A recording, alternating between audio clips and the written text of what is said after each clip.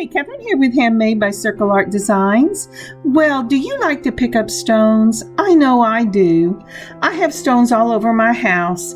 I have crystals that came from my honeymoon. I have stones from places we went on our anniversary to celebrate our 30th anniversary. I have a stone that was given to me when I found out I was pregnant with my daughter, and I have stones I have picked up in various places on our vacation. Now let me show you what I like to do with these stones. On my work table today, let's make a memory stone necklace. So let's turn our eyes to our mat and get started. So turning my eyes to my work table, I see my Simply Great mat, and I just love this mat. To be simply grateful and be reminded of that every day is such a blessing in my life. And talking about rocks, that's the blessing I want to talk about today. We helped with Vacation Bible School at our church this summer, and one of the things we did was paint rocks.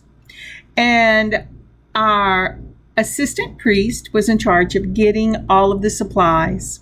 And one of the things he got were the rocks for us to paint. And these aren't just any rocks. These are amazing rocks. They are a quartz top rock. And as we were leaving, my daughter asked if she could have a couple of them for the house. And she gave me this perfect little rock. Well, it's not little. It's about the size of my palm, and it is a pointed shape with nice round curves to it, and it has a nice weight to it. And it is my prayer rock, or my prayer stone. Now, do I think it prays for me? Absolutely not. But when I hold this little rock in my hand, this beautiful little stone helps me to stay centered and remind me what I am doing when I stop and spend time with my Lord. So how about you? What are you simply grateful for today? Are there some small blessings that you have forgotten to be grateful for? Maybe the Lord is reminding you of that right now. All right, let's turn our eyes to the mat and get started. So this is the stone I'm working with today. This beautiful little stone, my stone identification app says, is an onyx. And the white part of it would more than likely be crystal. And I think this is gorgeous. But when my app said it was onyx, I thought, wow, that's awful dull to be onyx. But wait till you see what I did. So one of the reasons it identified it as onyx is because my son and daughter-in-law live in Pennsylvania in the mountains, and that's where they said it would be. So I'm making some pledge floor wax, this wonderful little pledge, and you know, the things that make the wood shine. And I didn't really want to put this in a tumbler because I didn't want to lose the natural curves and bumps of it. So I am taking some of this pledge. It's the same thing that I use on my clay jewelry that I make because I'm allergic to resin. And I'm just brushing a nice little coat on here, making sure I get in all the cracks. Now look at that color with that shine. And I have to tell you, now, for me, it looks like onyx. And I'll put 2 or 3 coats of this. I'll let it dry in between. I'll put it, I think I ended up putting 3 coats. And then once it dries, I will turn it over and I will do the other side. Isn't that lovely? Let's see if I can get a close-up of it. Oh, I think that is just so pretty. Now this is the liquid pledge that you would use on your kitchen floors or on your wood, and what a difference whenever you move one side to the next. I'll have to clean that other side off just a little bit, and then we'll go ahead and we'll do that. All right, so now I have done, through the magic of the video, I've done both sides, and I'm taking my mat and I am just shining that stone just a little bit with the pledge so that it doesn't have so much pledge on it that you cannot see the beauty of the raw stone, because that's really what I'm wanting here, is the beauty of that raw stone. Now, one of the things you could do right now is you could just wrap the top and use it just like it is, but I'm going to wire wrap it. So I have pulled out my 20 gauge wire, my artistic wire, and I also have pulled out my 24 gauge wire. For the 20 gauge wire, I am cutting 3 pieces about almost 7 inches in length, because I measured around the outside of this. And for this 24 gauge, I'm going to go ahead and just cut off a piece that feels appropriate. And I'll show you why in a moment. All right, so once I've got this, and I have got these fairly as straight as I am going to get them because of the spool they came off of. So again, I am checking to make sure where the center of this is, and I'm going to start wrapping from the center a little to the right of center, and I'm going to, with the 20 gauge wire, vertical to each other in the same plane. I guess it would be horizontal. I want them to be horizontal in the same plane. I am just very carefully wrapping this wire, the 24 gauge wire, around the bottom or the middle of these 3 pieces. Now you don't want to messy wrap this. You want to keep them going right next to each other so they'll lay nice and flat up against your stone. And I do maybe an inch. It just depends on how much of this I want. 2/3 an inch to an inch. And then I take my my nylon pliers, and I go ahead and mash these down and make sure that they are flat and that the pieces have stayed up against each other in the same horizontal plane. And now I'm beginning the bend for this. This will go to the bottom of the stone, and I want this wire wrap to hold right in the middle of the stone. So, and this is not going to be a normal shape because it has, the crazy ends that go however it wants to go. And then you also have, it has a ridge on each side. And so you have to get it in the middle, on the sides, but also up above the ridge. So let's take my beads right here and see if I can't get a little more of a curve, and then I can flatten it out a little bit. This is just trial and error. I know that people can do this and they make it look so easy, but that is not me. I don't do a lot of wire wrapping, but I love to wire wrap. All right, so now I am making sure that I am bending with my nylon the wires towards each other because I want them to go over the top. And this stone, for all its wackiness, is kind of a teardrop shape. And I want this to come to the middle point in that stone, and then I'll take my fingers and I'll go ahead and bend it over the top of the stone just like that, and hold it together like that. Now see, doesn't that look cute? Make sure that your wires coming around your stone are actually in line with each other. So once I have got that done and I know that they're in line with each other, just like I did, oopsie, and these are not, so I've got to straighten them out. And I am going to, just like I did at the bottom, I'm going to take that 24 gauge wire and I'm going to make a hold place, a stop gap if you would like. And I'm going to put on some of the 24 gauge right here to hold these in place. I will go ahead and wrap again with that 24 gauge once I finish the top of the stone. The wire cage and get the stone in it. But for right now, I am just putting a stop gap. But because this is 24 gauge, it's easy to wrap. This can be a messy wrap if you want. I'm going through it on either side. You can, oh, come on, get your hands up there, Kathryn. Just to make sure that this is holding in place.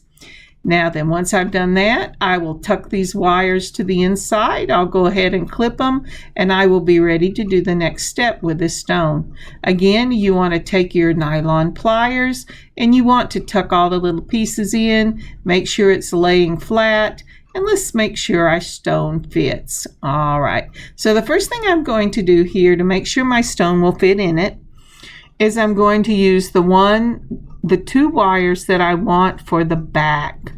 And I'm spreading it out a little bit, and I'm going to make just a half a circle towards the inside on the left side, and then I'm going to take and make a little half circle turn to bring it in on the right side as well. And this will be what your stone sits on. I've done it at the top and at the bottom.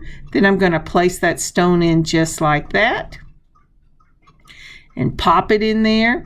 Now your next thing, you will have a wire that will stay on the edge of the stone, and then your next piece you're going to put on the front of the stone. So again, I am just fitting this, pulling it with my fingernails. That's how you always go, why do your nails look so awful? Well, this is why. I am not a tool kind of person. I like to feel it with the hands after a while, and I just rip my little thin fingernails all to pieces, including whatever I put on the top. Now then, once I have got it on the side, the back, and some moved up on the front, at the top, I'm going to take and I'm going to make a couple of little fourth turns on the top. I don't want these to be as intrusive. Once I get those first fourth turns at the top, then I'm going to start bringing that wire into the center of the stone, just like that. And this is really just maneuvering the wire. Probably 18 gauge would be better than 20, but I just don't have the strength in my hands to do that. And since it's for me, I'm never going to yank the dickens out of this thing. Now, isn't that pretty? Look how it goes around the curves. And I have used the side to make sure it is going around the edge, and then I'm tucking in with my fingers each wire so that it will fit the shape of the stone.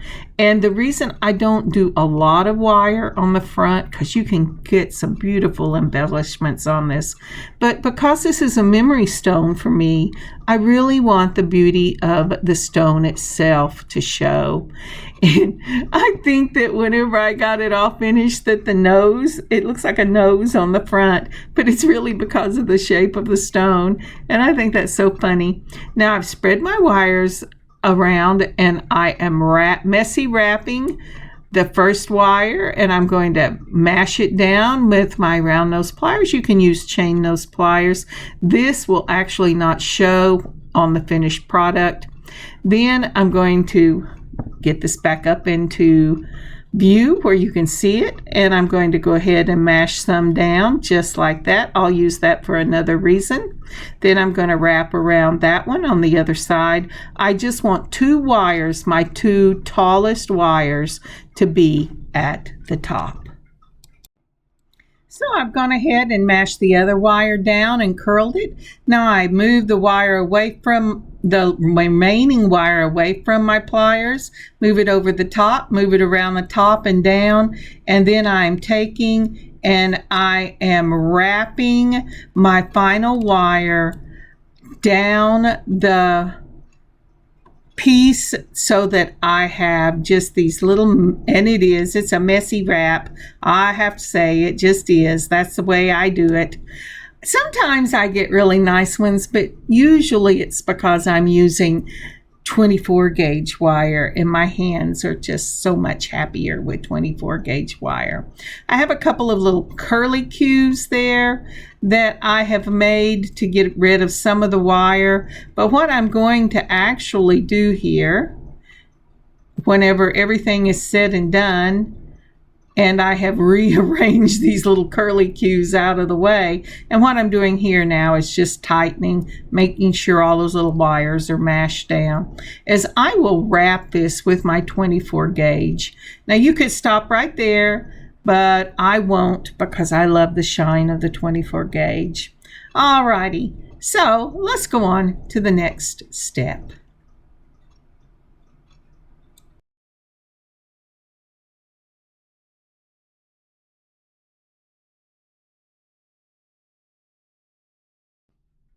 All right.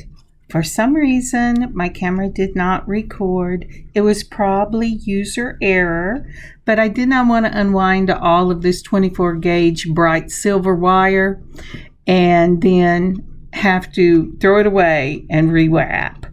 So let me show you a diagram and explain what I did.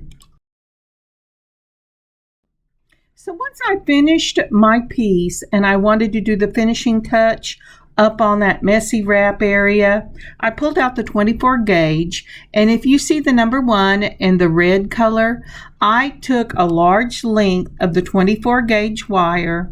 I put one end running down the back of my messy wrap. Once I had done that, that meant I had a piece that ended at the messy wrap, and then the rest of it was dangling out there waiting for me to do something with it. So in number 2 that I changed to the blue, I took the other end, taking my finger and holding that wire in place on my pendant. I wrapped the other end of the wire around and around and around the messy wrap, being careful not to make this a messy wrap, but to make it tight. It won't be pretty, because that's not how I did it. But, I mean, in other words, it won't be symmetrical, but it will have a pretty look to it because it will be laying right next to each other, and I will wrap that wire all the way down until I get to the top of my stone or the bottom of that messy wrap. Once I have done that, the wire that I have left over, I'm going to take on the back side and run it underneath the wrap I just did into the messy wrap until I see the little piece of it popping out like a needle would pop out of a material. I'll pull that up and then I'll clip it flush against the back. Take my nylon pliers and make sure that it is down in that wrap so there's nothing to catch on to the clothes. All right, let's go on. So now we're getting ready to do the necklace. Now, isn't that a pretty piece? I just love that. That onyx is so gorgeous. I just love it. There was stuff all around this little area. We're going to need some number 1 crimps for this. I'm using bead along. We're using some 10 millimeter in that crackle, and we're using some of the lava stones and this Labradorite chips. Those are just pretty. Look at the shine in those. These are large Labradorite chips, and I just love them. Okay, I'm also pulled some end caps for leather, because I will be doing part of this necklace in leather. I'm going to need some beading cord in silver, and that's my black suede leather that I'm using. And I'm going to be using 2 of the little wire guards and some of those daisy spacers right up there. I think I'm going to use some of these as well. We'll see as we start designing, but I want to make sure I get some silver into the necklace itself. And I have also pulled these pretty little metal donuts from my stash. I really love those. So again, lava stone or pumice stone and Labradorite and the crackle in the quartz crystal, and it's in a white mat. Okay, let's go ahead and pull some of the beading wire. Actually, what I'll do is I pull a length off and then I go ahead and start the beading, and I'll cut it at the end. I've added a 4mm bright silver spacer ball, and then I've added that crackle in that beautiful quartz, and then the pumice stone right there, and again that's another 10mm, and a daisy spacer. So you'll notice I am separating these with the daisy spacer. Now I just love that. And then I'm going to go ahead and put another one of those 4mm spacer balls in the bright silver. So once I've got that section, I am going to add my Labradorite chips. The blue on these are just stunning. They have such a glow to them. I love it. Now let's see, depending on how thin the chips are, I will be putting either 4 or 5 because I'm measuring it by a 1/2 inch. So once I have done that component, I will go ahead. Let's see what I want to use here. Let's get these out of the way. I just don't think I have enough of those. I love them, but I don't think I have enough of them. So let's go ahead and we'll put on the spacer ball again, and then one of that quartz crackle, and then a daisy spacer, the pumice stone, and a daisy spacer, and then another one of the pumice stones, just like that. So let's see what this looks like. Oh, now do I like that? Is that really what I wanted to do? Let's see here. Oh, I like that. I like the way it looks. That's real pretty. Okay. So when you're doing something like this, you want to know how long you want your space. I've gone ahead and pulled off that pumice stone, and I'm going to go ahead and put on one of the crackle again in that quartz, and a daisy spacer. Do I want a spacer there, or do I want to end it with another one of the spacer balls? I think I'm going to put a daisy spacer on, and then I am going to do that spacer ball again. Like I said, you want to decide how long you want your necklace and how much of it you want to be beads and how much you want to be leather. So I have 2 components going on here. I have quartz, the black stone, and a quartz. Then I have, for most part, 5 of the Labradorite chips. And then I'll start this again until I get to the center. So I'm going to finish this up till I get to the middle. And once I get to the middle, we're going to change it up just a little bit, and I'll meet you in just a moment. Now, isn't that pretty? I just love that. All right, now remember, we are still working from a wire that has not been cut. So when I get to the measurement I want for my one side of my beading wire, I'm going to go ahead and I am going to put on about, let's see, how many did I put on? I put on 9 of the 11 seed beads. And now I'm adding a plain bell. I don't bell. Is that how you say it? It sounds like I'm saying bell, but it's bell. And so once I get that on, I'm going to put another one of those 4mm spacer balls. And then I am going to start building again right up to other side, mirroring what I've done. Now in this part, I have got it done, and I have put on a crimp. I've ended with a spacer ball, then I've put on my crimp. This is my wire guard. It goes up one side, around, and down the other side. Then it goes through that crimp, and then I'm going to pull it down. And because I haven't cut the wire yet, on this first side, it's relatively easy. I just move it further down the beading wire, and I keep my beading wire parallel to each other, use my crimpers, put it in the back, mash the handles till you see where it is, just like that. it should make that little M you see right there. Do a fourth turn, put it in the front, and mash that M together. And if you have done it correctly, kept them parallel to each other, when you pull on that, it will hold. Now then, I do not cut all of my wire. Technically, you could. I have never felt comfortable with doing that because I'm just old school. So I leave part of the tail, and I'm going ahead and moving my beads down. Oh, and the other thing about these little black beads is this is the same bead they use when you use essential oils.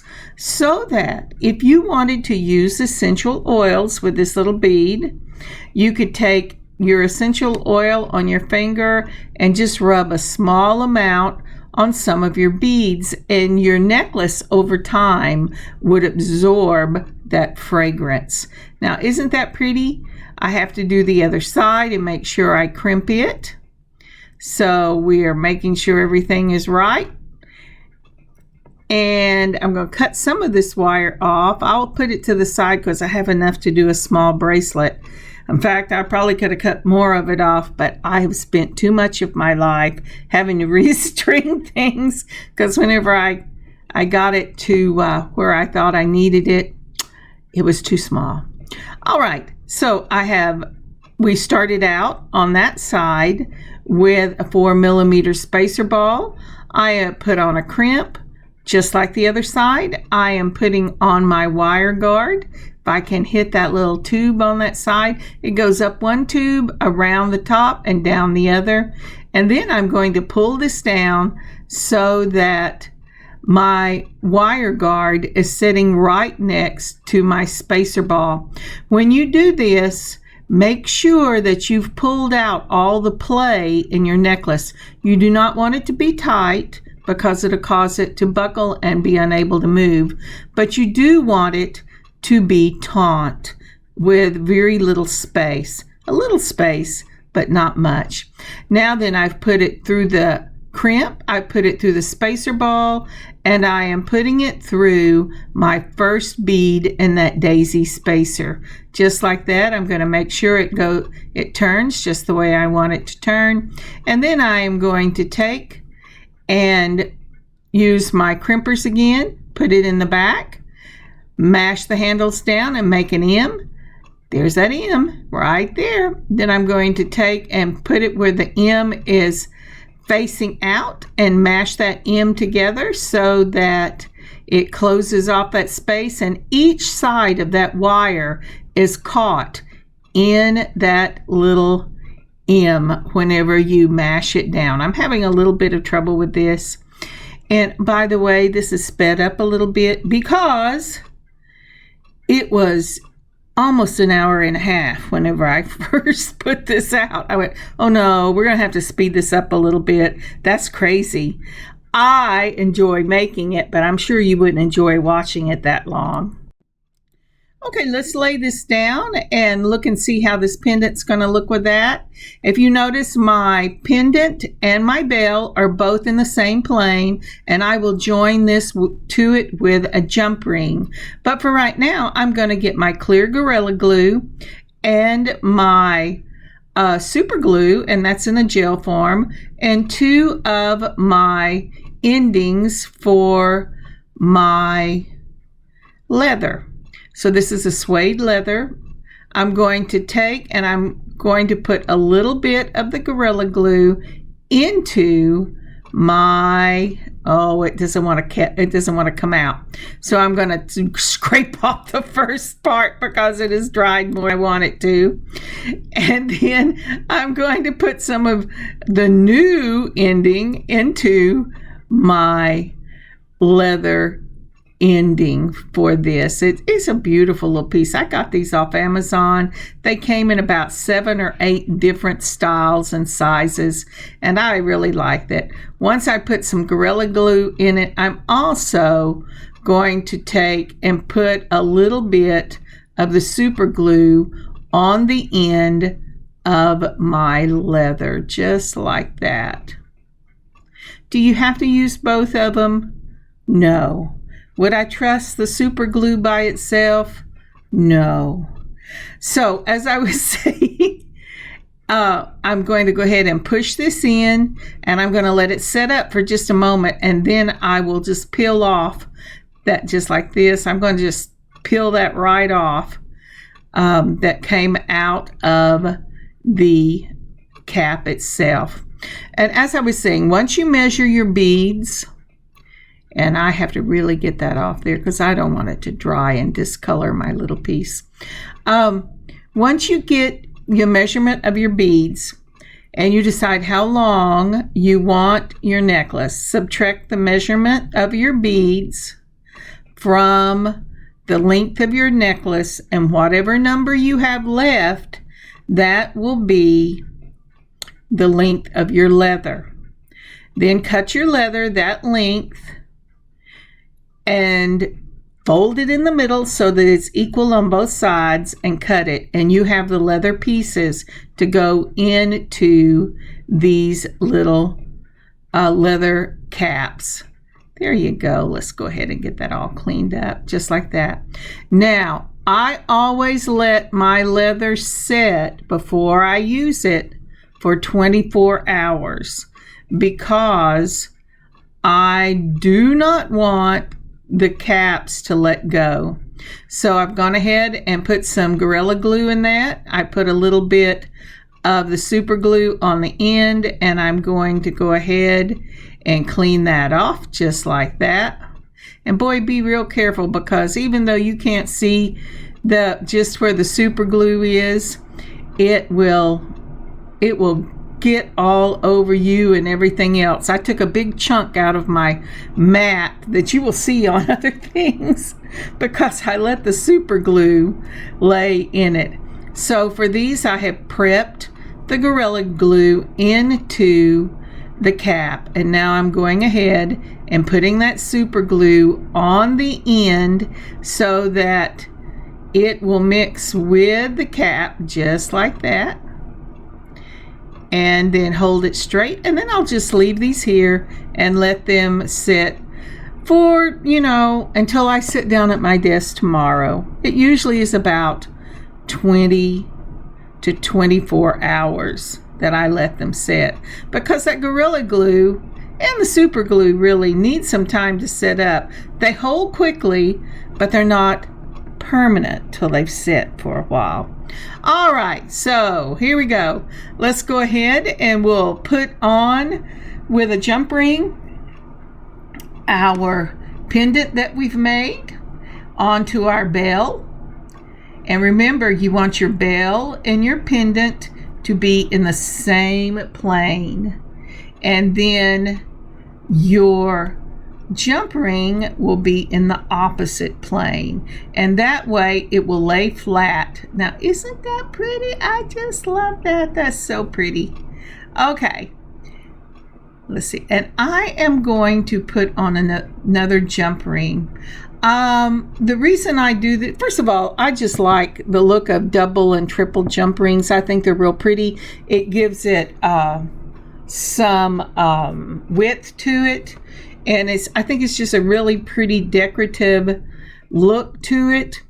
But when I am working with memory stones, they're pretty hefty. They're more hefty than what you would normally use for a pendant. So you want the extra protection.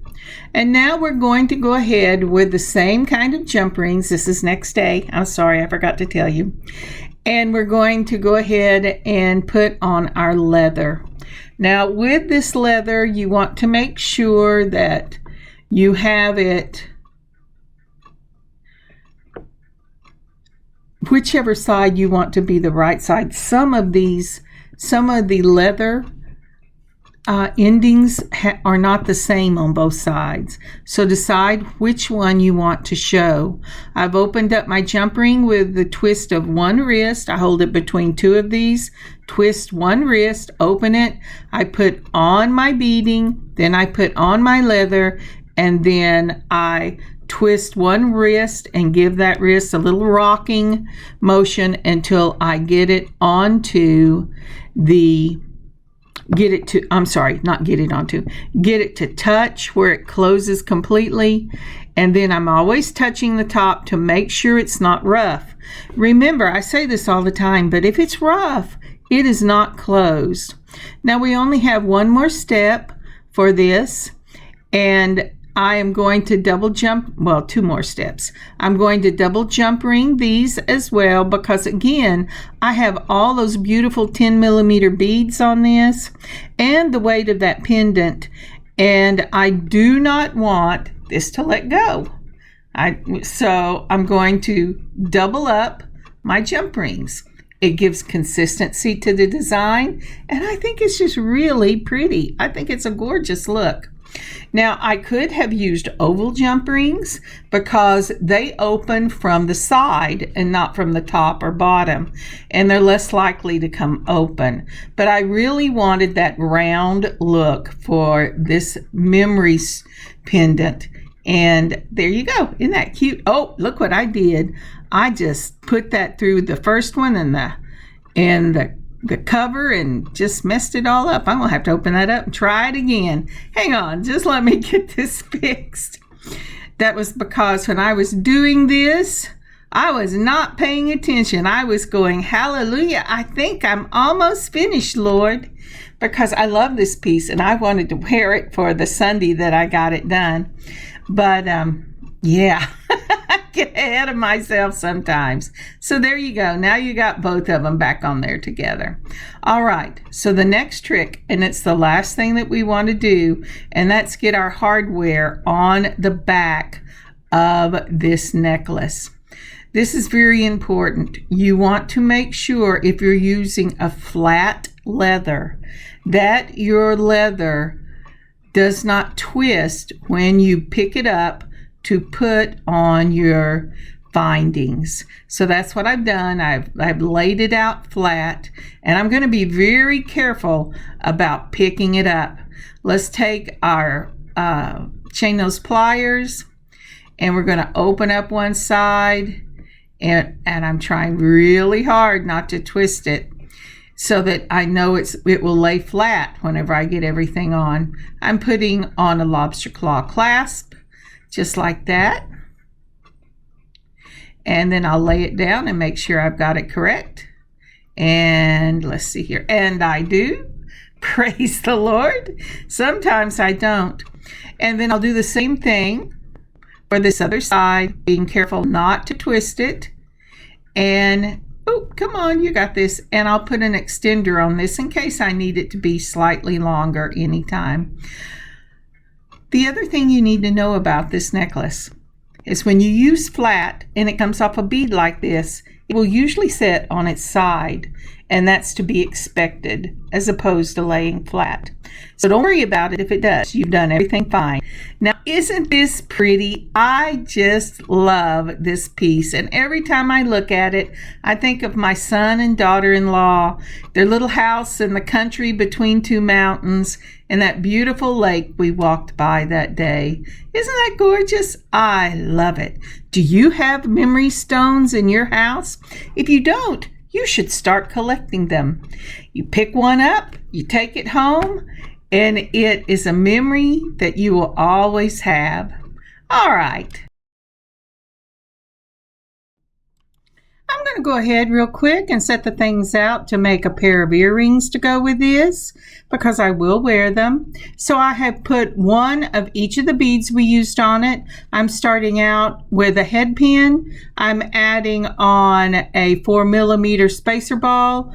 I'm adding that beautiful crackle in the quartz, then a daisy, then that beautiful pumice, and then another spacer ball. Let's see if I like that. Or do I want a spacer ball between those? Let's see. See, I really like that too.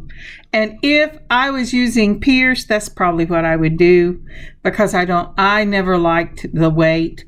But when I use the clip earrings, my ears will hold more weight without pulling them. So once I get that all on my eye pin, I'm just using my loopers in my small, and I'm making a loop for this dangle We're going to go ahead and close that up just like that.